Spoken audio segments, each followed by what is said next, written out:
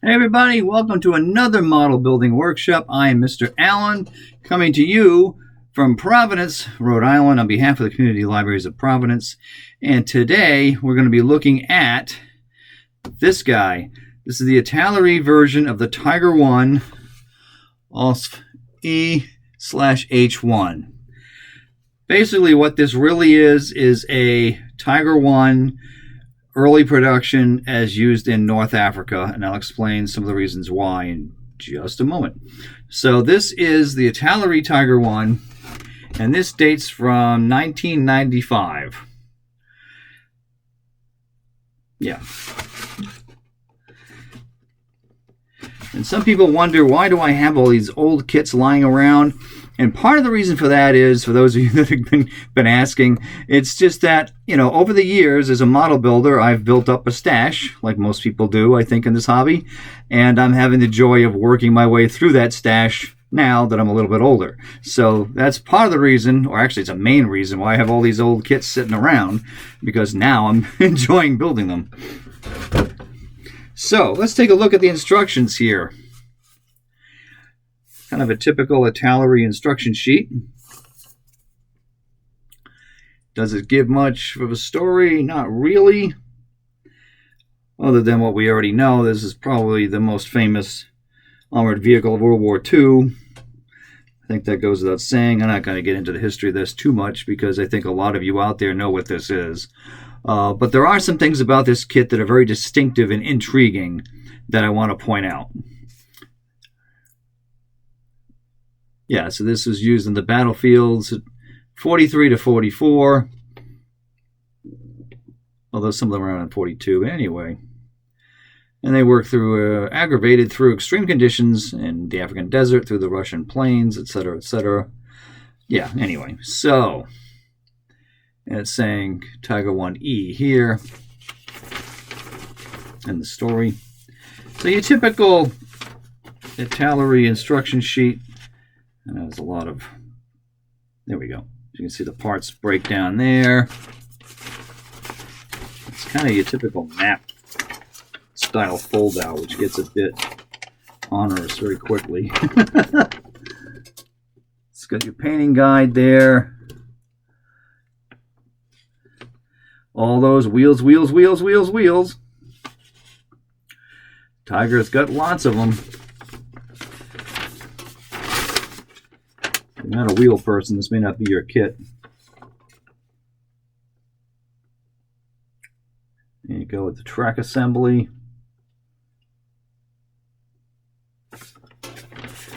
Oh, work my way to the other side here. Some of the hull bits that are there. And all the detail parts and so forth go on the hull top there. Then we get to the turret, which has some, actually not bad for interior detail. It does have some. Of course, the proof is in the building when you put it together to see what it actually looks like at the end. I mean, obviously that's kind of a true statement, right? But but everything always looks good on paper. That's what I'm implying.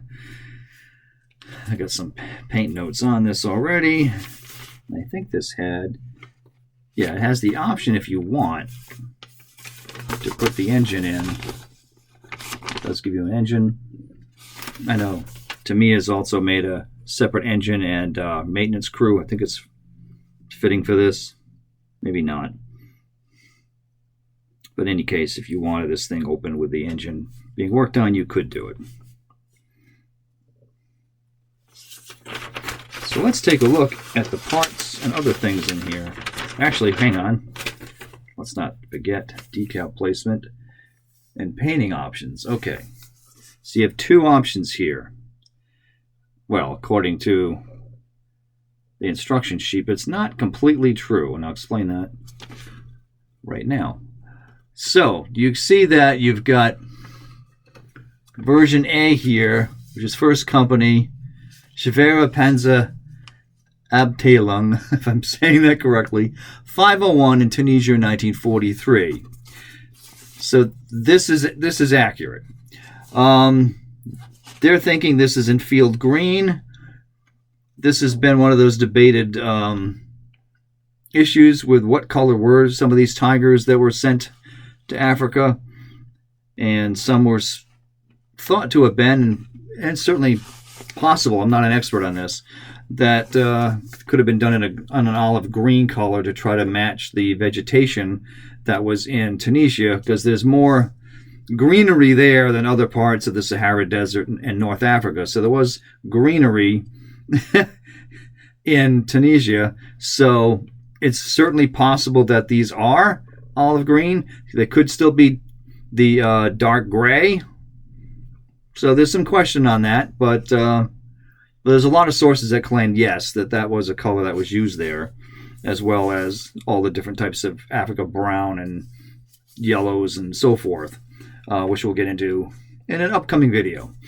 And the other one, type B, is the second company, Schwere Panzer Abteilung 504 in Sicily in 1943 with the 222. So that may not be accurate. And I'm going to explain that right now. Because what you're going to notice on this kit, let me find that. This is something that I suddenly dawned on me as I was digging through photos and looking at these tanks, because I was thinking of doing this in a gray version and putting it in the Russian front. But the more digging I did, the more I realized it's probably not going to be possible, because you see where the lights are on the front plate here? Yeah, they should be up above, up on top of the front of the hull, not down here. Unless it's the first company, Schwere Panzer Abteilung, that's a mouthful, 501, because that company is the only company that moved them down here, because they were finding out, I guess the hard way, that when they moved the gun, they knocked the lights off. So they decided to just, on their own account, to just remedy that issue by putting the lights down here, so you wouldn't damage it with the cannon. Kind of clever. But they seem to be the only company in that unit, or of any unit, that actually did that at that time. So, and I found this interesting detail or article online that talks about how that came about. So they noticed that they had a couple of holes on the front plate that seemed to be, hey, we could work with these and put some mounting things in here. I'm trying to think what these were for. There was a movable armor shield that had been deleted from the Tiger I's design at the prototype stage, but it did leave some of these hulls with those holes in it so that they could work with it. So they decided they would work with what was there. And what they did is they designed this platform of sorts to sit the lights on. And that's what they ended up doing, creating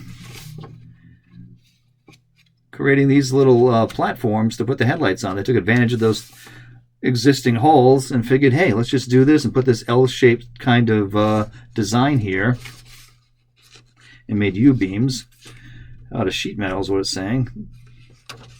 And it's not this wasn't factory done. This is an in the field kind of thing, because apparently if you look at two different ones, they're not exactly the same.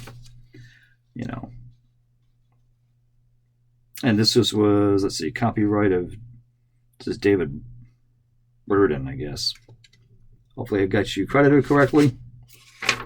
You know, I'm not trying to steal your idea. I just wanted to point it out here for us model builders, how this worked out.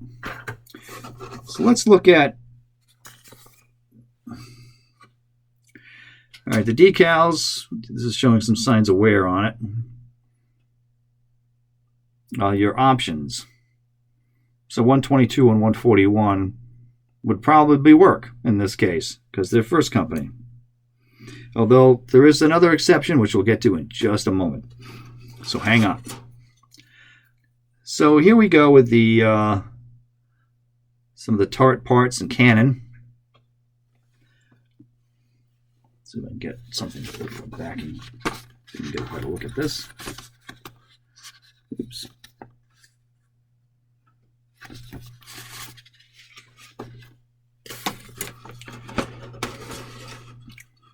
Turret part there. And it's typical, for me, typical of an Italeri kit. It does have lots of little tiny pieces. Get this back over here. Let's see if you can see some of that. So there's lots of itty bitty parts, but not horrible.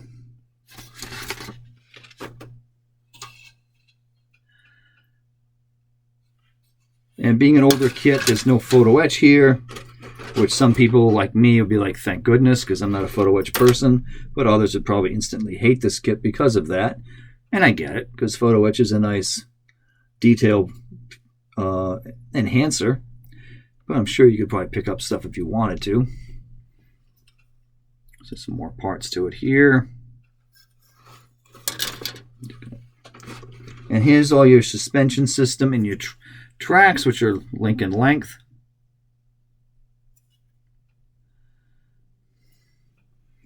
And more of the same over here. So there's two sets of that. And luckily the other parts that have fallen off, like parts of the air filters for the tropical air filters, are in here. As they decided to vacate the sprues. So let's talk about some of those other schemes. So for one, I'm going to look at something here just to talk about that potential couple of versions. There's one here that might be in the green color there, which we'll talk about more in an upcoming video.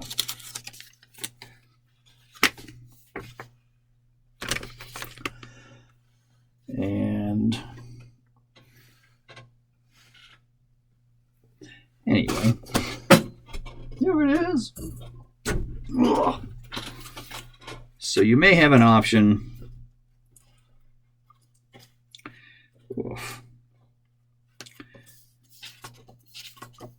to do